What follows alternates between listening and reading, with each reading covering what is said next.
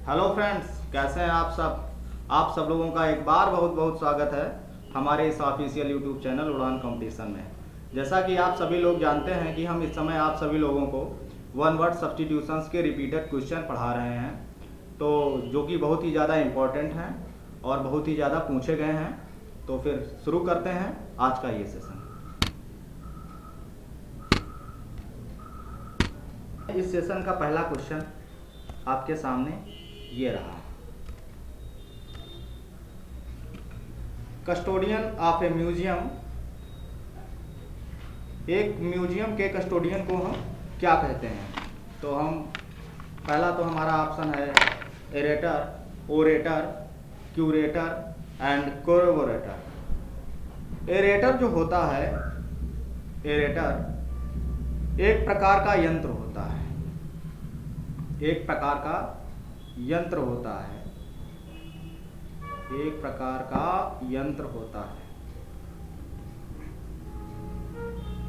और ये करता क्या है?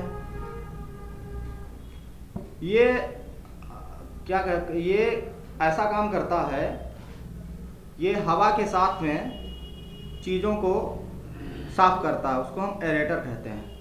ओरेटर जो है, ओरेटर का मतलब होता है वक्ता, ओरेटर का मतलब होता है वक्ता। क्यूरेटर का मतलब होता है संग्रहाध्यक्ष, संग्रहाध्यक्ष यानी संग्रहालय के अध्यक्ष को हम कहते हैं क्यूरेटर।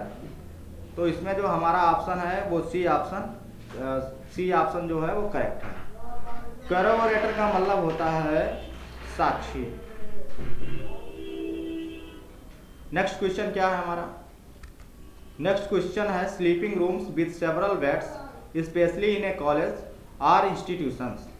यानी कि स्लीपिंग रूम्स, शयन कक्ष with several beds specially in a college or institutions, यानी कि किसी स्कूल अथवा किसी संस्था में कुछ बेड्स बनाए गए हों सोने के लिए, तो उसको हम क्या कहते हैं? इसमें हमारा पहला ऑप्शन है डॉर्मिटरी। डॉर्मिटरी का मतलब होता है शयन कक्ष। तो इसमें जो हमारा ऑप्शन है वो ए ऑप्शन करेक्ट है। मॉनिटरी भी समझ लीजिए आप, सिटेटरी पर समझ लीजिए एंड फ्यूमिटरी। मॉनिटरी का मतलब होता है उपदेशक। क्या होता है? उपदेशक। और सिटेटरी का मतलब होता है उदाहरण, उदाहरण। यानी कि कहीं से भी कोई भी एग्जाम्पल जहाँ से दिया गया हो, कोटेशन टाइप का, उसे हम सिटेटरी कहते हैं। फ्यूमिटरी एक जड़ी बूटी होती है। फ्यूमिटरी क्या होती है? एक जड़ी बूटी होती है जिसे हम कहते हैं पित्त पापड़ा। ये एक जड़ी बूटी होती थी, पित्त पापड़ा जड़ी बूटी है जो कि दवा बनाने में काम आती है, पित्त पापड़ा। तो इसमें हमारा जो ऑप्शन था वो ए ऑप्शन करेक्ट है। अगला क्वेश्चन है हमारा a person skilled in foreign language. एक व्यक्ति जिसको फॉरेन लैंग्वेजेस आती हैं, यानी कि कई सारी विदेशी भाषाएं जो जानता है, उसको हम क्या कहते हैं? तो फॉरेनर का मतलब होता है विदेशी। फॉरेनर विदेशी, यानी कि जो विदेश में रहता है उसको हम विदेशी कहते हैं। एल्ट्रुइस्ट का मतलब तो पता ही है, परोपकारी। परोपकारी जो होता है उसको हम एल्ट्रुइस्ट कहते हैं। ट्रांसलेटर यानी जो अनुवाद करता है उसको हम ट्रांसलेटर कहते हैं, अनुवादक।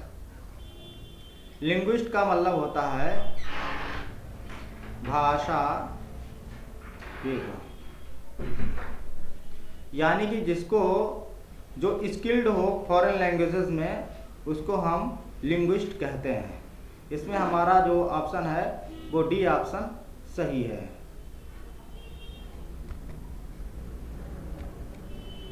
अगला जो क्वेश्चन है वन हु कलेक्ट्स स्टैम्प्स। जो स्टैम्प्स वगैरह कलेक्ट करता है उसको हम क्या कहते हैं? तो एक तो है हमारा ऑप्शन बेबलिस्ट, फिलाटेलिस्ट, ड्यूलिस्ट, वोकलिस्ट। बाइबलिस्ट का मतलब ये होता है, बाइबलिस्ट एक ऐसा व्यक्ति होता है एक ऐसा व्यक्ति जो बाइबल में विश्वास रखता हो उसको हम बाइबलिस्ट कह सकते हैं। जो बाइबल में विश्वास रखता हो, विश्वास रखता हो।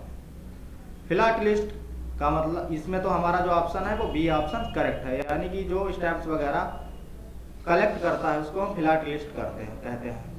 ड्यूअलिस्ट क्या होता है? ड्यूअलिस्ट का मतलब होता है द्वैतवादी,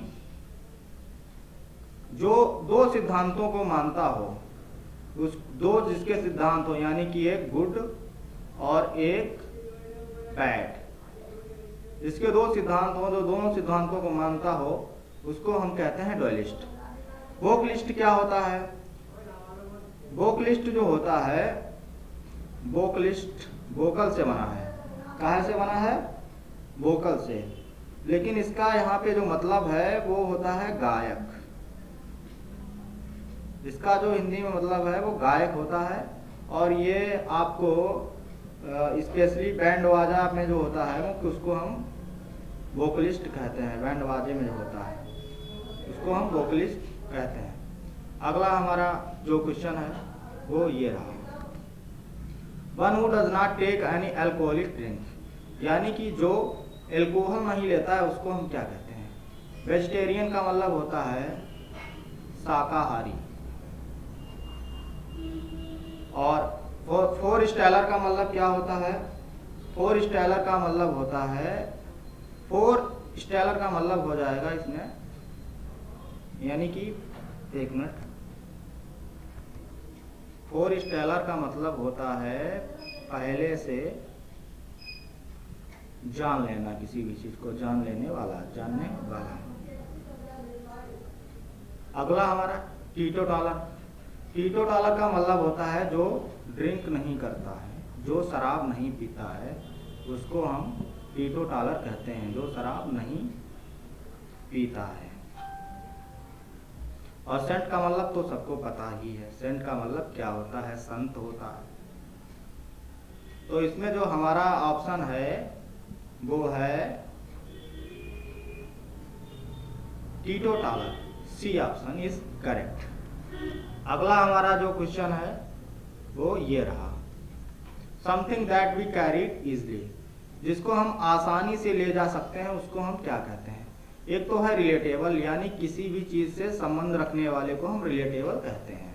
से संबंध रखने वाला, से संबंध रखने वाला। कार्टेबल का मतलब होता है जिसको हम धो सकें, धो सकें। पोर्टेबल का मतलब होता है पीने योग्य, पीने योग्य, यानी जिसको हम पी सकते हैं वो पोर्टेबल होता है। और पोर्टेबल का मतलब होता है जिसको आसानी से ले जाया जा सके, ले जाया जा सके। तो इसमें जो हमारा ऑप्शन होगा वो डी ऑप्शन करेक्ट होगा। अगला हमारा क्वेश्चन क्या है? An instrument to measure temperature, एक ऐसा यंत्र जो टेम्परेचर को मापता है, तो वो होता है थर्मोमीटर, यानी कि जो प्रेशर को, टेम्परेचर को मापता है उसको हम थर्मोमीटर कहते हैं। तो हम कह सकते हैं तापमापी, तापमापी। बैरोमीटर क्या होता है? बैरोमीटर एयर प्रेशर को मापता है, एयर प्रेशर को मापता है, एयर प्रेशर को, एयर प्रेशर को जो मेजर करता है उसको हम बैरोमीटर कहते हैं। मैनोमीटर भी एयर प्रेशर को, एयर प्रेशर को मेजर करता है। तो बैरोमीटर और मैनोमीटर ये दोनों इसको मेजर करते हैं, एयर प्रेशर को। लेकिन इसमें एक चीज जानना चाहिए कि जो बैरोमीटर होता है उसकी जो दायरा होता है वो लिमिटेड होता है, और मैनोमीटर का जो दायरा होता है वो बड़ा होता है। तो हम ये कह सकते हैं कि जो बैरोमीटर है वो मैनोमीटर के अंतर्गत आ सकता है, लेकिन मैनोमीटर बैरोमीटर के अंतर्गत नहीं आ सकता है। माइक्रोस्कोप का मतलब होता है सूक्ष्मदर्शी, सूक्ष्मदर्शी। यानी कि जिससे हम चीज़ों को, छोटी छोटी चीज़ों को देख सके, वो माइक्रोस्कोप होता है। तो इसमें हमारा जो ऑप्शन था वो ए ऑप्शन करेक्ट है, यानी कि तापमान को मापने वाले यंत्र को हम थर्मोमीटर कहते हैं। ज्योमेट्रिकल फिगर विद 8 साइड्स, ऐसा एक फिगर जिसके 8 भुजाएं हों उसको हम क्या कहते हैं? तो एक तो है पैरेललोग्राम, इसका मतलब होता है समांतर चतुर्भुज। क्या होता है? समांतर चतुर्भुज। पेंटागन यानी कि पंचभुज होता है जिसकी 5 भुजाएं हों, उसको हम पेंटागन कहते हैं। हेक्सागन क्या होता है? जिसकी 6 भुजाएं हों। ऑक्टागन जिसकी 8 भुजाएं हों, जिसकी 8 भुजाएं हों, 8, जिसकी 8 भुजाएं हों, उसको हम ऑक्टागन कहते हैं। तो इसमें जो हमारा ऑप्शन है वो हमारा डी ऑप्शन सही है। अगला क्वेश्चन है life history of a person written by that person, यानी किसी व्यक्ति की जीवनी जो उसने अपने आप लिखी हो उसको हम क्या कहते हैं? टोपोग्राफी का मतलब होता है स्थलाकृत, किसी भी देश की स्थलाकृत कैसी है, कैसी वहाँ नदियाँ हैं, कैसे माउंटेन्स हैं, तो ये सारी चीज़ें उसकी टोपोग्राफी में आती हैं। बायोग्राफी का मतलब होता है जीवनी, ये इसका मतलब भी जीवनी होता है और ऑटोबायोग्राफी का भी मतलब जीवनी होता है। तो इसमें डिफरेंस क्या है? इसमें डिफरेंस ये होता है कि बायोग्राफी किसी भी व्यक्ति की जीवन की कहानी को कोई दूसरा लिखता है, ऑटोबायोग्राफी में अपने जीवन की कहानी को व्यक्ति अपने आप लिखता है। तो इसमें जो हमारा ऑप्शन है वो होगा सी करेक्ट ऑप्शन है। फ्लेक्सोग्राफी एक मुद्रण पद्धति होती है, एक मुद्रण पद्धति होती है जिसमें एक प्लास्टिक के उस पर लिख करके कहीं दूसरी जगह पर उसको कोट किया जाता है। अगला हमारा क्वेश्चन क्या है? फियर ऑफ कन्फाइंड प्लेसेस, एक जगह पर, क्या है इसका मतलब? इसका मतलब है एक जगह पर संकुचित होने का भय, संकुचित होने का भय, इसको हम कहते हैं क्लैस्ट्रोफोबिया, यानी कि 4 दीवारों के अंतर्गत संकुचित होने के डर को हम क्या कहते हैं? क्लैस्ट्रोफोबिया। एक है हमारा एल्टोफोबिया और एक्रोफोबिया, पैकोफोबिया भी है, एक्रोफोबिया मार्केट वगैरह के लिए यूज किया जाता है। और एल्टोफोबिया का और एक्रोफोबिया का मतलब होता है फियर ऑफ हाइट्स। तो इसमें जो हमारा ऑप्शन है वो क्लैस्ट्रोफोबिया है। क्लैस्ट्रोफोबिया का मतलब होता है एक जगह पर संकुचित होने का भय। ठीक है, तो कैसा लगा हमारा आज का ये सेशन? अगर आपको हमारा ये सेशन पसंद आया है तो सभी लोग प्लीज़ लाइक करें और सब्सक्राइब करना ना भूलें। धन्यवाद।